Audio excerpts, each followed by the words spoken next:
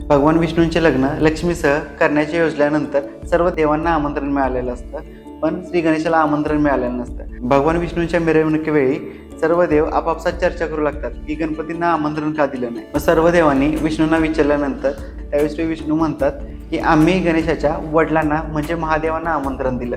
जर गणेशांना वडिलांसोबत यायचं असेल तर ते नक्कीच येतील. तर काही जण म्हणू लागले की ते जास्त खातात किंवा त्यांना जरी बोलवलं असतं ते घराच्या संरक्षणासाठी त्यांना बसवण्यात आलं असतं. नंतर ही गोष्ट ज्यावेळी गणपतींना समजते त्यावेळी ते आपल्या मूषक सेनेला पाठवून देतात आणि त्या वाटेला खालून पोकळ करतात. वऱ्हाड तिथून निघाल्यानंतर रथांची चाकं त्या जमिनीत रुततात. बरेच प्रयत्न केल्यानंतर सुद्धा ते चाक निघालं नाही. कोणाला काही सुचत नव्हतं की आता काय करायचं. तेव्हा नारदजींनी सांगितलं की आपण श्री गणेशांचा अपमान करून चांगलं केलं नाही.